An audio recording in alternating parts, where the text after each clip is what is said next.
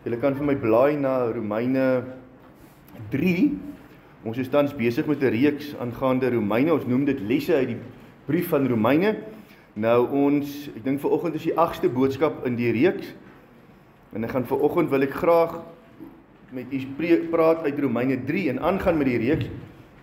Maar ek wil dit aansluit by die nagmaalstafel, dat ons nagmaal hou ook deur middel van dit waaroor ons vanoggend gaan praat. Nou, as ek hierdie bak vat, en ek wil hiermee begin. As ek hierdie bak vat, kan jy hom sien. Hierdie is die sondes. Sondes van die mense. En hier nog 'n klomp, my rug draak oud. Sorry julle, nou nog stap. En hier's nog sondes. Haar vloekvonkie. Haar roek hy ene. Jy slaat hier nie aan nie ene. Jy sê sy slou vrou sleg. Ben is jy daai.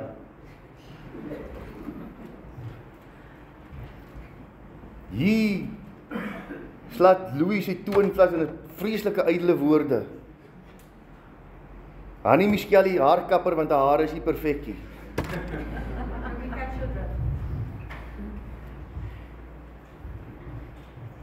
Ek is sommer diep ongelukkig met die Here, want ek kry te veel en te vinnig plooie. Charles die Helen, want hy was maande lank op krikke. En daar loop die sondes, hele bak is vol sondes. En hier vat ek 'n lappie en ek bedek dit. Kan jy die sondes nog sien? Jy kan dit nie sien nie. But what is covered still remains. Wat bedek is nog altyd daar. Dit is net toegemaak, dit is nie weg nie. It was only covered. Dit was net bedek. Maar die sondes is nog altyd daar, dit is nie weg nie. What is covered still remains. En dis presies hoe dit gewerk het in die Ou Testament met die lam, met die versoeningslam, die lam sonder gebrek.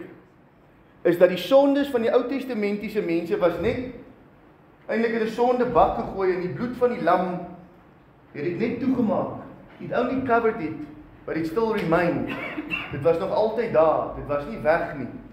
En dit is wat Psalm 32 vers 1 sê. Welgeluksalig is hy wie se oortredinge vergewe, wie se sonde bedek is. So die sonde is bedek. God sien dit net oor. So hulle dra nie die straf wat die sonde toekom nie, want voor God se oë is dit net toegemaak. Voor die Satan se oë is dit net bedek. Maar dit bly daar. Dit is nog altyd daar. Dit is nie weg nie. It still remains. En dit is ontsettend belangrik, en dan sê Psalm, welgeluksalig is die mens wie die Here die ongeregtighede nie toereken nie, en wie se gees geen bedrog is nie. Nou kom die Ou Testamentiese priesters dag na dag, jaar na jaar, met die groot versoendag, en die lam, die perfekte lam, word geoffer, oor en oor en oor en oor. En nou moet jy dink, hierdie is net 'n paar mense se sondes hierin. Daar's 'n paar miljoen. Sondes daagliks in daai bak. Dit loop oor, soos 'n vullisdrom wat oorloop. Hordes, hordes, hordes, 4000 jaar se sondes. Maak maar net 'n voorbeeld in 'n bak, maar dit word net toegegooi, maar dit bou op. En dit bou op, en dit bou op, en dit raak al hoe meer, en al hoe meer, en al hoe meer, draak nie minder nie, want dit is nie weg nie. Daar word elke dag, elke jaar bygesit, al hoe groter, al hoe meer, al hoe meer, al hoe meer, en dit word net al hoe meer toegemaak, oorgesien, bedek. But what is covered still remains. Dis nie net 'n klein bietjie sondes na 4000 jaar wat in daai bak lê nie. Dis hordes. Dit loop oor van die ongeregtighede. Dan sê Hebreërs 7 vers 26 en 27. Want so 'n hoëpriester was vir ons gepas, een wat heilig, onskuldig, onbesmet, afgeskeie van die sondaars is en wat hoër as die hemele geword het, wat nie elke dag nodig het soos die hoëpriesters om eers vir sy eie sondes offers te bring en dan vir die van die volk nie, want dit het hy net eenmaal gedoen toe hy homself geoffer het. Eenmaal Jesus het homself geoffer. Hoëpriesters in die Ou Testament daagliks, jaarliks, vir die sondes en die ongeregtighede van die volk. Maar dit was nooit vergewe nie, dit was bedek, en hulle het dit baie, baie goed geweet. Hulle het dit baie, baie goed geweet, en ek wil hê jy moet vanoggend weer eens verstaan, waar ons laasweek gepraat het, is, Paulus sê in Romeine 1:17, en die regverdige sal lewe van geloof tot geloof. It was always by faith, never by works. Die wet, met al sy verordeninge en al sy dinge, kon niemand red nie. Die doel van die wet was nooit om enigiemand te red nie. Wanneer daai lammetjie geoffer was, dan was die geloof nie in die lammetjie nie. Hulle het geweet die lammetjie kan nie die sondes wegneem nie, daarom gebruik hulle die bewoording bedek, it was covered, want hulle weet is daar. Maar die geloof was in dit wat die lammetjie verteenwoordig. Die geloof was nooit in die vermoë van die wet nie, of al die goed wat hulle moes doen en onderhou en feeste en sabbate en daar's baie meer goed, dae en allerlei dinge. Die geloof was nooit in daai goed nie, maar die geloof was dit wat dit verteenwoordig, want dit was 'n skaduwee van die een wat moes kom. Die Ou Testamentiese gelowige, of die Ou Testamentiese mense is gered deur geloof in Jesus Christus, net soos wat die Nuwe Testamentiese Christen gered is deur die geloof in Jesus Christus. Daar's geen mens op hierdie aardbol wat nie deur Jesus geloof in Jesus gered is nie.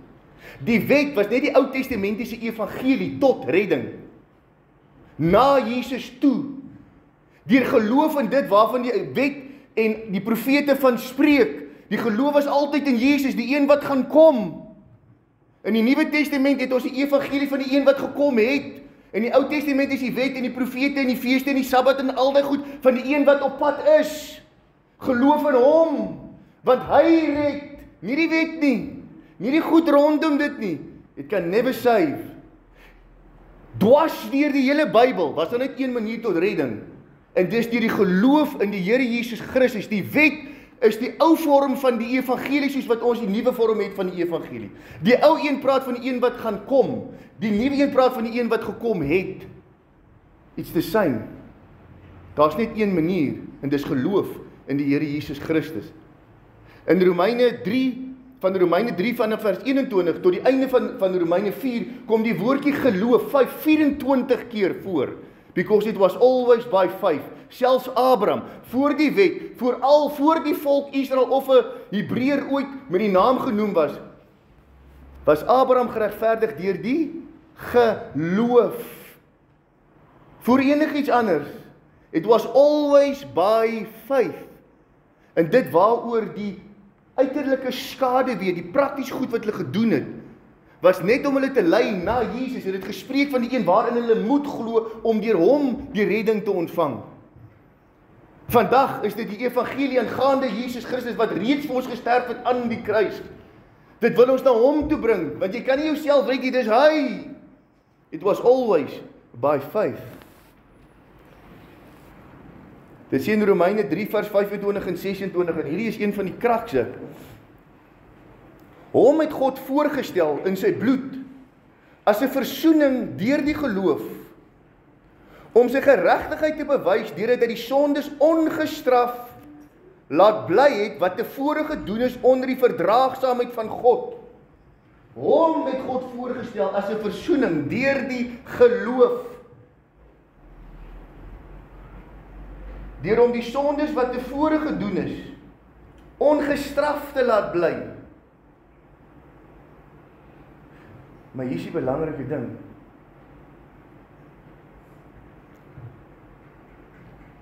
Vers 16, om sy geregtigheid te toon in die teenwoordige tyd, sodat hy self regverdig kan wees en regverdig maak wie uit die geloof in Jesus is. Sê gou vir my, is dit regverdig dat God net sondes oorsien? Nee, dit is totaal en al teen sy wese en sy geregtigheid. Want sonde moet gestraf word. Dit kan nie net gecover word en so bly nie. Want dan is God nie 'n regverdige God nie. Hy's 'n onregverdige God. Maar hier kom Jesus en God sê hy het die sondes wat tevore gedoen is, het hy Jesus as 'n versoening voorgestel om te sê, hier is my seun, om self te betaal vir die sondes wat tevore gedoen is onder die verdraagsaamheid van God, sodat God sy geregtigheid kan toon in die teenwoordige tyd. Dat God kan wys hy is 'n regverdige God. Want anders het die Satan 'n aanklag op God om te sê, maar God is nie regverdig nie.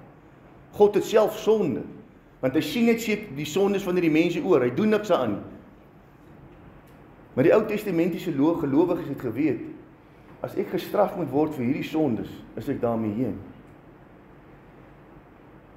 Hulle het dit baie duidelik geweet. Daarom sê Johannes die Doper, die volgende dag sien Johannes Jesus na hom toe kom en hy sê, daar is die lam van God wat die sondes van die wêreld wegneem. Die Ou Testamentiese mense het baie goed geweet, die sondes is net bedek, it was only covered.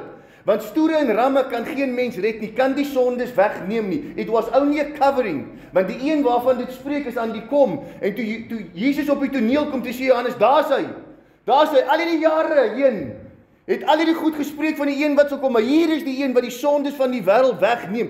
Not just covering it. He's the one that's going to take it away. Dink net half die vrees waaronder jy moet leef. Weet jy, as Jesus verkeerd gekies het in die tuin van Getsemane, was al daai miljoene mense in die Ou Testament op pad hel toe. Want die een waarin hulle het geglo het geval. Maar daar is die lam van God, wat die sondes van die volk wegneem. Jy sien, hier is die kraks van Jesus, toe Jesus in die tuin van Getsemane was, en hier is die verskrikking van dit als, het Jesus in die geweldige stryd gekom, om daai oordeelsbeker te drink, want in daai oordeelsbeker, was die sondes van die totale mensdom, van die sondes wat ook bedek was. Hierdie is 'n paar goedjies wat in die bad lê. Ons praat van 'n opgeboude asgate van sondes. 4000 jaar se sondes. Plus hoeveel duisend, nog 2000 wat ons nou al aan is, en wat nog kom. Lê in daai bak. En toe Jesus in daai oordeelsbeker kyk wat God hom present en sê, my seun, jy sal hierdie beker moet drink, anders is daar geen hoop nie. En wat hy in daai bak sien is al daai sondes, en hy gaan dit in sy liggaam moet inneem, en hy gaan sonde vir ons word. 1 Petrus 2 vers 24 sê, wat self ons sondes in sy liggaam op die kruishout gedra het, sodat ons die sondes kan afsterwe en vir die geregtigheid lewe, deur wie se wonde julle genees is. Die gedeelte wat hy aanhaal is Jesaja 53 vers 5. Maar hy is terwille van ons oortredinge deurboor, terwille van ons ongeregtighede is hy verbrysel. Die straf wat vir ons die vrede aanbring was op hom, en deur sy wonde het daar vir ons genesing gekom. Die genesing van die sting van die dood, die angel van die dood, die genesing van dit. 2 Korinte 5:21, want hy het hom wat geen sonde geken het nie, sonde vir ons gemaak, sodat ons kan word geregtigheid van God in hom. Jy sien, toe Jesus daai oordeelsbeker drink, en dit was vir hom hierdie geweldige stryd, en een van die redes hoekom dit so 'n ontsettende stryd was, jy kan dink die magte en die kragte van die hel wat op daai liggaam van Jesus afstort om hom te versoek om daai beker nie te drink nie. Want hulle weet as hy hier val, het ons iets teen God. Kan ons God verklaar as onregverdig. Die hele stryd in die tuin van Getsemane gaan nie net oor die drink van die beker nie, maar dit gaan oor die stryd om te toon dat God regverdig of onregverdig is. Want jy sien, God kan nie sy geregtigheid begin toon in die teenwoordige tyd as hy Jesus begin straf, voor Jesus nie die sonde in sy liggaam inneem nie, want dan straf hy die onskuldige en hy moet die skuldige straf.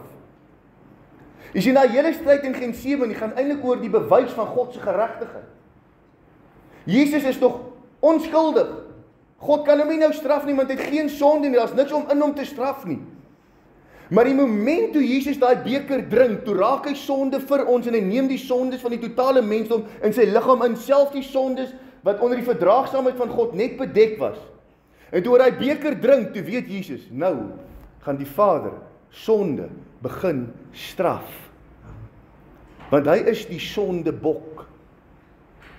In die Ou Testament was die sondes op die sondebok geplaas en hy was die woestyn ingejaag om te vrek. Hier kom Jesus en hy drink die oordeelsbeker en die sondes van die totale mensdom word op hom geplaas. En die moment toe hy dit drink en dit neem, toe kom Judas die verraaier aan met die soldate en daar gaan die sondebok. En hy word die woestyn ingejaag om te sterf aan die kruis van Golgotha.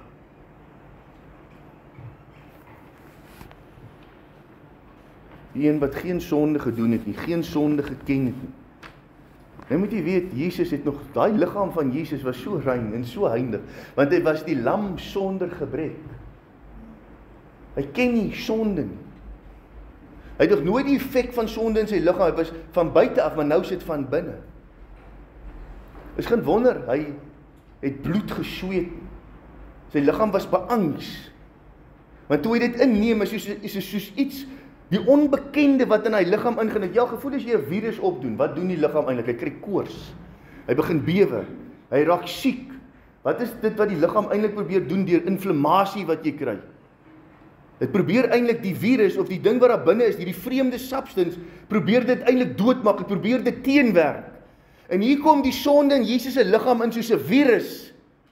En wat doen sy liggaam? Dit wil eintlik hy sonde uitpers, want dit soek dit nie daar binne nie. Dis 'n vreemde substance in sy binnewêreld, because he doesn't know sin. En dis hoekom hy liggaam so 'n geweldige teenreaksie het, teen die moment toe dit sonde in hom inkry. Dit wil dit uitpers, net soos wat die liggaam sy eie genesingsmeganismes het. En toe God daar begin straf, toe straf hy al die sondes in sy onskuldige seun. En daai liggaam verbrysel vir u en vir my. En weet jy, toe Jesus aan daai kruis staan en hy skree tetelestai, it is done. Toe sit hy net, ek het gesterf vir die sondes van die mensdom. Nee. Toe sit hy uitspraak aan die magte van die hel om te sê, God is a righteous God. Want hy straf sonde. Jy weet, toe Jesus sy oordeelsbeker en God begin straf, en nou dink ek die magte van die hel staan op die agtergrond en ek dink, gaan God regtig sy seun straf? Die eerste doodskoot is gegee, want hy het die beker gedrink. Nou kom ons kyk, wat gaan God die Vader nou doen aan sy kind? Dis sy enigste seun. Is hy regtig regverdig? Is hy so regverdig dat hy al die duisende miljoene sondes wat daar lê soos 'n asgat wat in die liggaam van God is deur mense wat ongehoorsaam was, dit lê daarso, gaan hy regtig hierdie onskuldige nou straf vir hulle onthaalwe? En weet jy, toe begin het daai nag, en hulle klap hom, en hulle slaan hom, en hulle bespot hom, en hulle gesel hom, en hulle verbrysel hom, en hulle ruk sy vlees amper uit mekaar, en toe Jesus daar uitstap, toe sê Pilatus, aanskou die mens, sy blootstelling, daai verbryselde liggaam te sê, dit is hy. So lyk die mens in sy onregverdige sondige toestand. So lyk die mens wie God nou gestraf het. Dis 'n verklaring aan die magte van die hel om te sê God is 'n regverdige God, want hy straf sonde. Maar hy het dit gestraf in sy seun sodat hy en my nie hoef te straf nie, dat ons nie die oordeele van God hoef te dra nie. It was carried in the body of his son. En hier staan ons vandag met die nagmaaltafel, wat verteenwoordig die sentrale punt van die Ou en die Nuwe Testament.